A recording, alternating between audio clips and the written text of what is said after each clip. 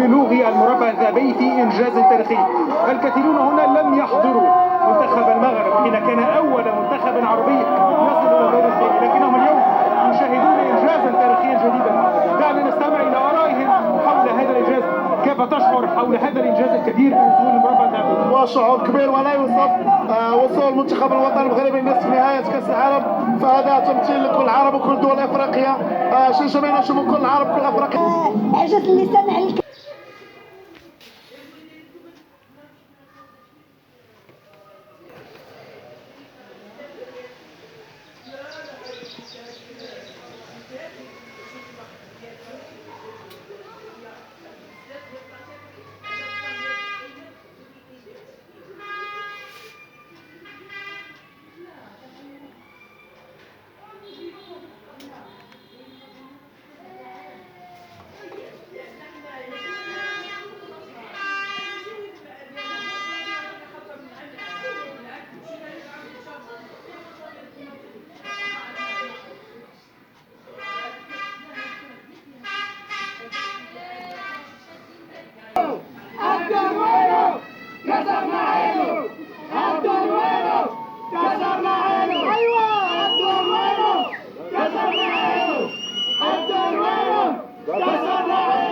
إذا ميسون هذه هي الأجواء، ميسون هذه الأجواء، وأعود إليك والصورة معكم كذلك ومع المشاهدين من سوق واقف.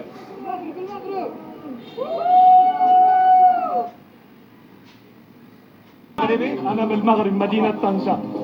سلامي للأصدقاء. شوف، ظلمنا في الكويت وظلمنا في في المكسيك وفي روسيا، وانتصرنا في قطر إن شاء الله. إن شاء الله. إذا يعني نضال، هذه جمال، هذه هي الأجواء هنا مجددا. يعني ربما تشاهدون في الصورة الآلاف كانوا يتابعون هذه المباراة.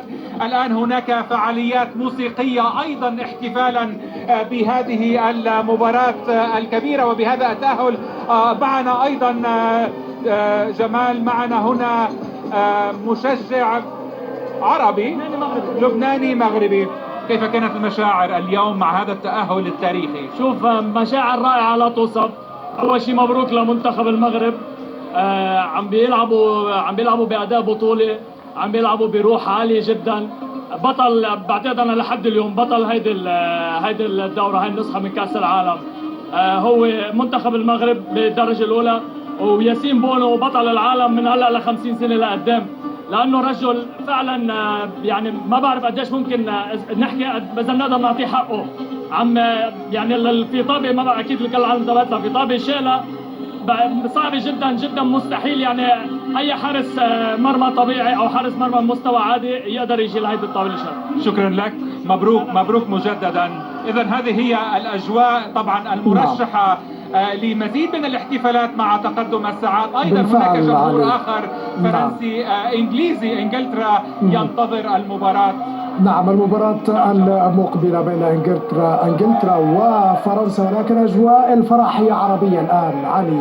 هناك حيث أنت في حديقة البدع، في سوق واقف، ايضا في درب لوسيل، في درب الساعي، في كل الدوحة الجماهير المغربية والعربية تحتفل بهذا الإنجاز العربي التاريخي. نعود مجددا إلى مراسلنا عبد الصمد جطيوي من الرباط ونتابع معه أيضا هناك الأجواء في الرباط. عودة إليك عبد الصمد. نعم بالطبع الأجواء مستمرة فعلا، والفرح يزيد والنشوة بهذا الانتصار يزيد، وبكل تأكيد هذه الفرحة قل نظيرها منذ 86. لم يعيش المغرب هذه الفرحة الكروية، الآن يعيشها بأضعافها بطبيعة الحال.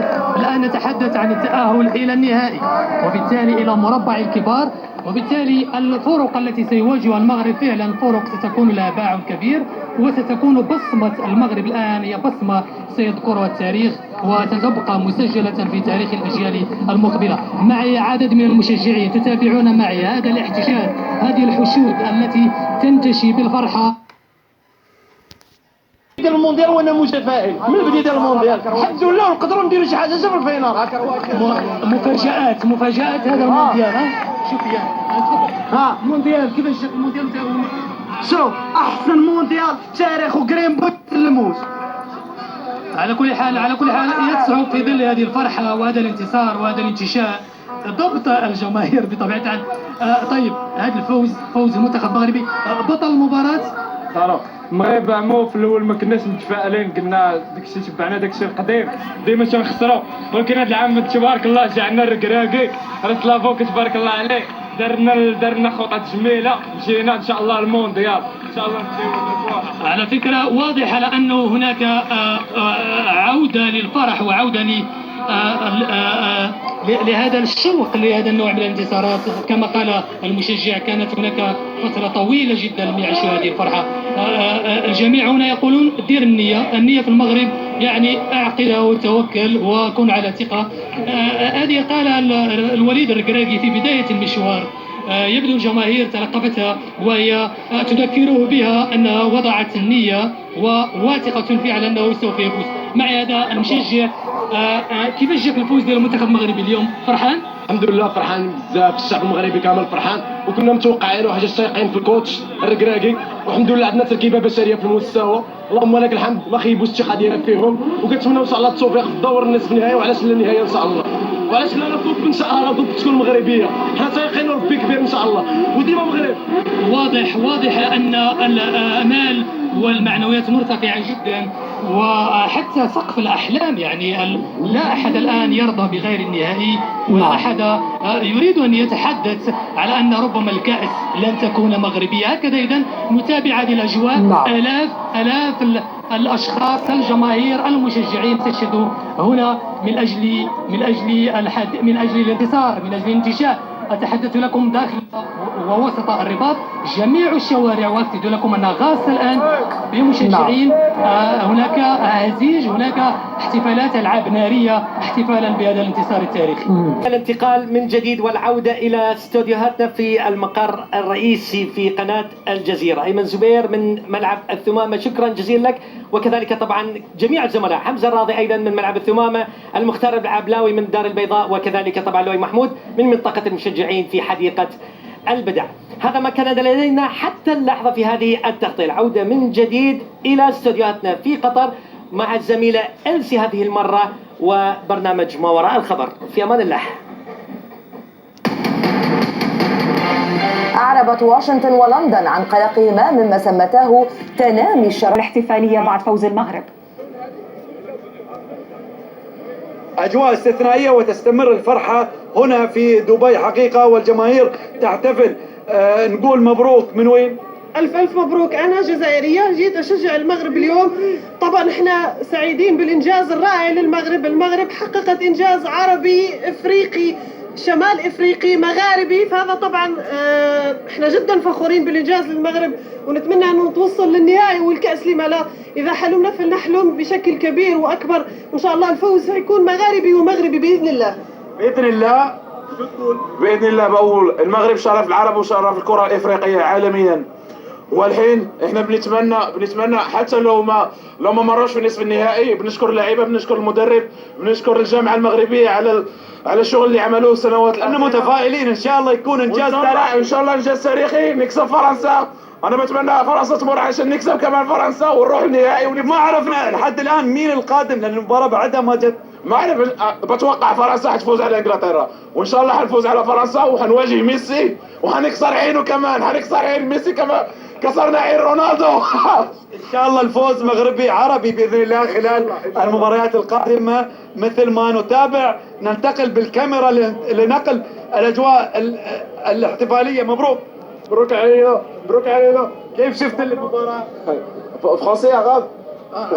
فرنسي. اوكي. اذا مشجعين من كل الجنسيات العربيه هنا نشاهد الفرحه. لو يضعنا المصور في الاجواء الاحتفاليه هنا في دبي لمشاهدة فعاليات كأس الأجواء واضحة والتجمعات كذلك التي كانت تتابع هذه المباراة. عبد الله مستمرة. نعم. الأفراح إذا مستمرة مثل ما تقول. مستمرة. نعم. دعنا ننتقل إلى الجالية العربية. عبد الله، إن كان ممكن الجالية العربية من باريس الآن إلى باريس، إلى فادي إن كان يسمعنا.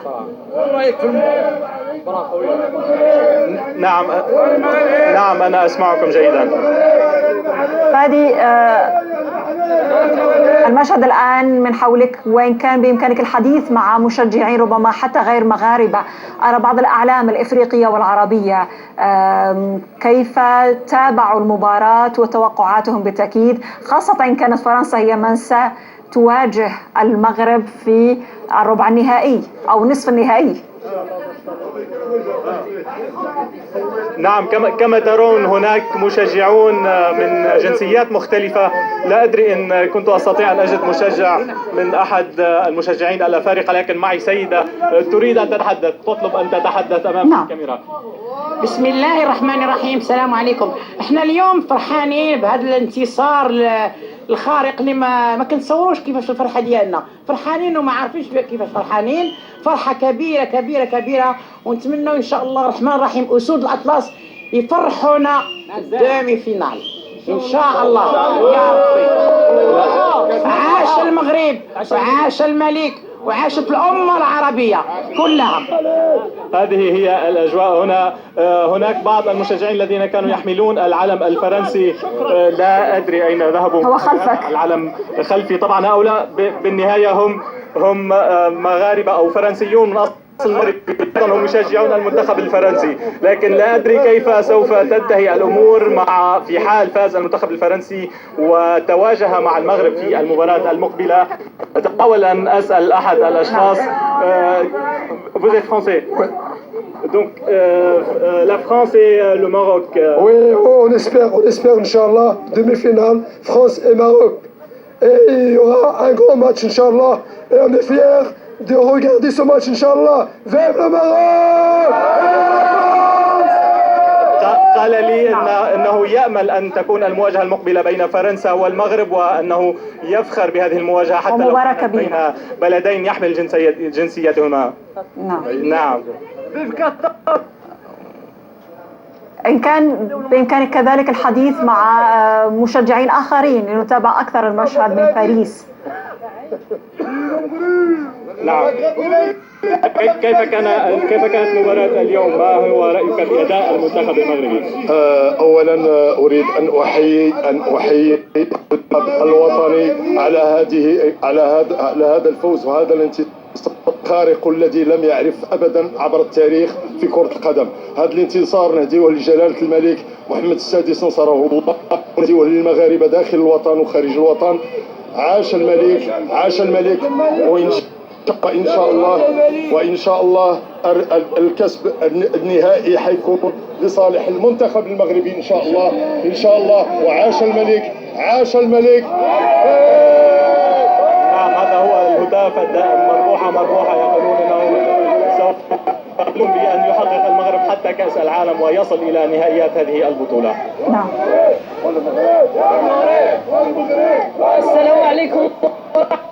أنا اليوم تواجدوني مدينة مونتاجولي، كما تشاهدون رانا فرحانين جد فرحانين بهذا الانتصار اللي كان شي من رجلي يقول عنه انتصار وهمي. الحمد لله انتصار وهمي. راكم شفتوه الليلة من نقر قطر يوم 10 في شهر 12 2022. لا يتم للمغاربة تاريخ، لا يتم نعيشوا العام ان شاء الله نتموا من اليوم لو كار دو فينال اون باس ان دومي فينال ومن لا فينال ان شاء الله. وتحيه لا نقولها لا تكلم. المغرب خسر مع البرتغال في عام 2018 المونديال الماضي. خسر المغرب مع البرتغال في عام 2018. اليوم المغرب رد الصعصعين للبرتغال. والله الحمد لله. اليوم قلت لك عنه نهار لا يحتفلوا به اللي ما قد خلق. نعم. اليوم المغرب حمر وجهنا بالله. احنا دائما الحمد لله. نتابع هذه الهتافات من الجالية المغربية والعربية في باريس. الآن إلى المغرب، إلى الرباط العاصمة المغربية مع عادل الزبيري. عادل مرة أخرى والأجواء الاحتفالية بعد فوز المغرب وتأهله إلى النصف النهائي بعد فوزه على البرتغال بالتأكيد 1-0.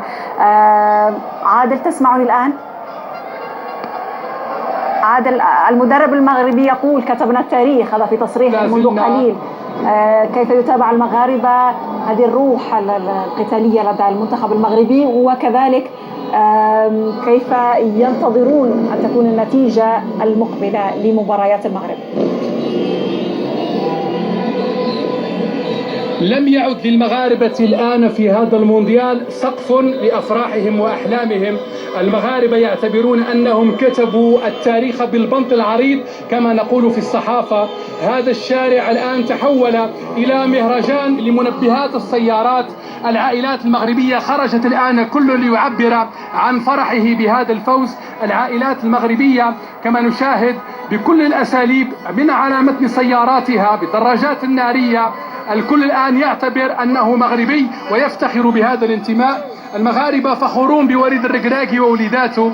المغاربة لن يقبلوا الآن بأقل من مباراة النهائي. المغاربة الآن أصبحت لأحلامهم أجنحة يرفرفون بها عاليا بعد أن أخرجوا 3 منتخبات أوروبية تعتبر كرويا مدارس: بلجيكا، البرتغال وإسبانيا. الآن من التالي في ضحايا المنتخب المغربي؟ طبعا كرة القدم هي لعبة، ولكن المغاربة الآن أكدوا أنهم فخر العالم العربي في كأس العالم الذي ينظم لأول مرة في دولة عربية في قطر. وليد الركراكي رغم الإصابات، رغم بعض الأخطاء التحكيمية التي تحدث عنها المراقبون الرياضيون، مع ذلك المنتخب المغربي تمكن من النجاح ومن الفوز. نسأل هذه العائلة رأيكم في المباراة. مبروك علينا. رأيك في المنتخب؟ احنا فرحانين بزاف، الله يعز المغاربة فين ما كانوا، فرحتونا. احنا فرحانين من طنجة للكويرة، كنبغيو نشكروا الركراكي واللعابة. شكرا لكم، بينتوا على حب المواطنة وديما مغرب. جميل. رأيك في بسم الله الرحمن الرحيم. ألف مبروك المنتخب المغربي، وألف مبروك 4 مرات، واليوم تتأهلوا.